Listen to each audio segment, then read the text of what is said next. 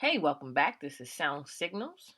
I'm your host, Summer, where we help people take back their interest and help them become their own bank. The key to all of this is to pass the knowledge along. Okay, so it's been a while since I've last recorded, but it's because, well, the market hasn't done much. It's been stagnant, but always up first is gold. So, gold, last time we spoke, we said that the only thing um, supporting this price action here is this black trend line here, this black dotted trend line. Okay, that was the only thing, and it's still being supported. So, like I said, um, this is the only thing that's really helping price stay above, not falling any lower. It can possibly can. We did say possible head and shoulders. That's still in play, but as of now, you know, like I said, it's just being held here. It's the last time we spoke, it was about here, so it fell a little lower. You can see a little bit of a bear flag here. Let me show you on the. So it's kind of hard seeing price like this, but once you know what you're looking for, it's easy to spot. Okay, so you see a little flag there. You see another one here. Okay, and just a smaller, tiny one. Okay, but anyways, um, and if you were to measure this, from the bottom there. All right. And as you can see, prices hit the target there. Okay. A little bit lower uh, than where this target is, but that's all right. It doesn't matter because we haven't been trading this just simply because price has, we're just trying to see, like I said, about the DXY. So the dollar has been rising substantially. We don't know. Like I said, we just have to wait and see what the dollar wants to do. If this price is held, then I'll definitely want to see a break here if this is a true head and shoulders pattern.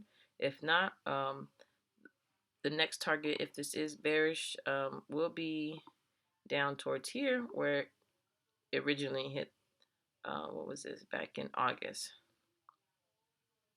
So about a month ago, almost 2 months, because today's I believe the 30th. So yes. Um, so yes, about almost 2 months. This is so that's where price can eventually go. It's either gonna come down here, and fill in this wick here. It's hard to tell, um, but it is a wick there. Let me see if I can get rid of this value. Okay, there you go. You see that wick. So price either is trying to reach down there, or like I said, if price doesn't reach down there, then it has created a head and shoulders pattern. Sorry, it has created a head and shoulders pattern,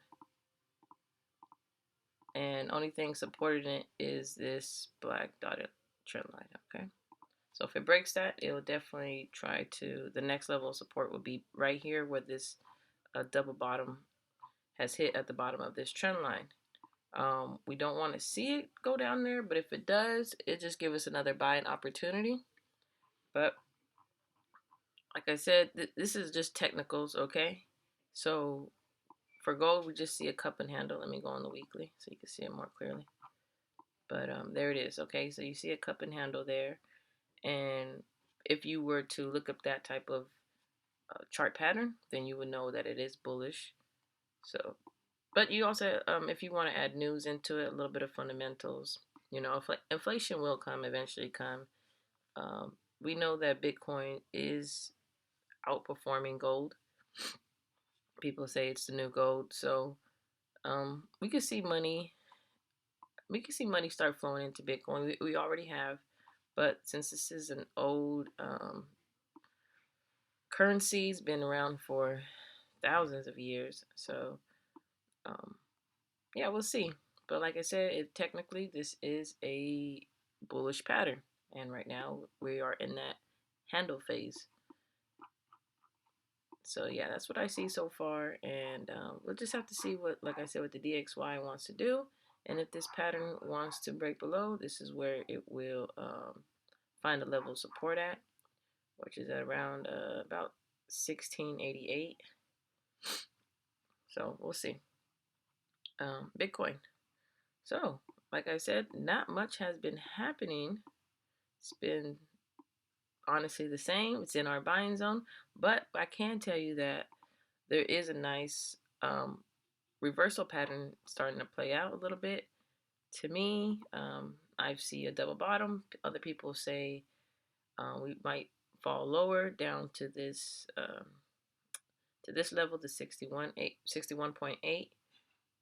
Hey, even if it does, that's still still in our buying zone. To me, I think we have bottomed out for sure, but I can always be wrong.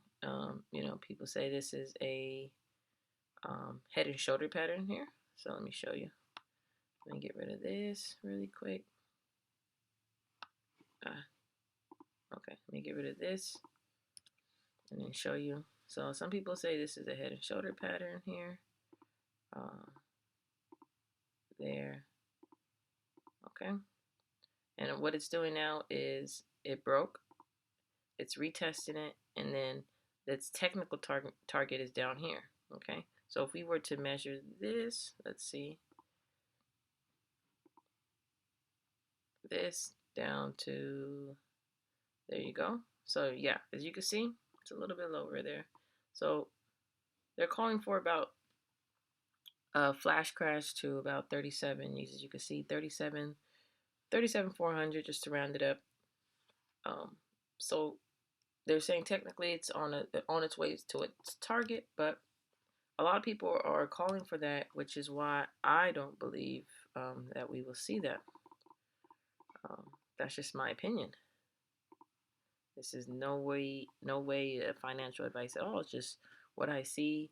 To me, I see it's in our buying zone. I see some type of double bottom playing out, and we know what double bottom normally does. It is a reversal pattern, and to me, like I said, we bottomed out, and and even if we do consolidate a little bit more, say this is not a true double bottom and doesn't break out to the upside, right? And we just stay here for a much longer period. That's okay. As long as we stay in this zone, you see where that green box is. As long as we stay in that zone, I'm okay. Okay, I said it gets a little iffy if we start to break down here in this area, okay? We start to break down this here. I'll get a little, I'm a little iffy, but this will be our support. So, if all else fails, okay? It's just normally I don't like to see price action fall normally in this area. I like it in that green box area. That to me is a great reversal zone for my trading style, okay? Ethereum, same thing. So on all the charts, as you can see, it's all this double bottom is playing out, okay? So there it is there. It's playing out. Like I said, even if it wants to fall lower, I don't think so. That's just my opinion. It can. As you see this red rectangle here, that is our next support. That was from the breakout of this double bottom, okay? Normally, I do like to see double bottoms a little bit cleaner, just like this one here, okay?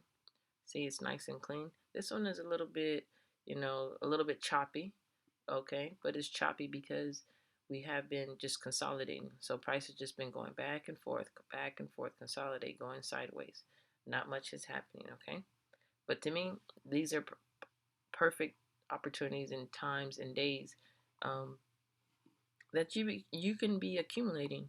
Okay, so think of these days as accumulating. But hey, the longer we're in these days accumulating, obviously, the better. Okay, because in the long term, price will eventually rise. especially when Ethereum is now having a lower supply as well. So it's like it's almost competing with Bitcoin um, in terms of value. Meaning, hey, Bitcoin is a to me Bitcoin is a coin that is a as a value coin because there's only 21 million created. That means it's a finite supply, low supply, higher demand. So it's the same thing with Ethereum since they came out with that forking. So it's the same thing. So they keep burning tokens or coins, sorry, and so the supply is getting much smaller. So the demand is going to be higher. But the only issue I have with Ethereum, if I were to if I were to talk about it in for my portfolio, is the gas fees. They need to they need to fix that. Um, which is why I'm not as some people are extremely bullish. They're like, hey, this is the king of kings, right? Not obviously not Bitcoin, but for me, it's more. I don't really see it as the king of kings because there's always going to be new technology coming out, right? And such as Cardano, Solana, some of those, um, and they can overtake. I don't, and obviously not now because they're still brand new projects, but they have much lower gas fees. This here, or should I say, lower fees, and this here, Ethereum. Well, yeah, you're the king of smart contracts, but people are not going to continue to, it's not worth it if you're only buying 200 $100 worth of Ethereum and your gas fees $100 basically or more sometimes. So yeah, they have to fix that and hopefully it's soon. But if not, I don't. That to me would be a major killer of why Ethereum in the long term won't thrive. That's just my opinion. Um, Everyone has their own, but that's just what I believe and see. All right, moving on. So XRP, same thing here. Let's see if I can show you. It's kind of hard to see with the candles if you're not used to it, but use the line chart helps you focus a little bit. And as you can see, double bottom has come out, has played out here. It held, it actually made a little bit of a higher low, which is great. We want to see that. It's in our buying zone. We also, if I can show you the stock RSI, okay. So as you can see, it double bottom down here.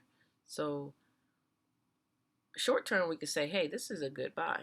Remember if I mentioned, I don't know if you guys remember, I mentioned that, hey, if you were to just not look at the chart, you weren't looking at this or anything, and you were just looking at the stock RSI the whole time, and you were to buy every time it hit the bottom down here, right? You would be right more than you were wrong, okay? More times right than you were wrong.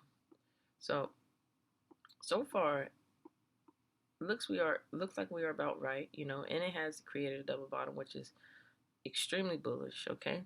But as you can see, it can also be wrong here, like here. See how this was a double bottom. But as you can see, look how if you look at price down here, look at the stock RSI down here, it's a double bottom. But if you look at price up top, you can see that it's overbought. You can see that okay, it's all the way extreme. There's some type of divergence going on here, okay? And then as you can see here, it's not as high, right? Not only is it not as high, it has actually, you can see that this is a little bit of a flag pattern there, okay? And then if we were to look at the RSI, we're still waiting for this breakout.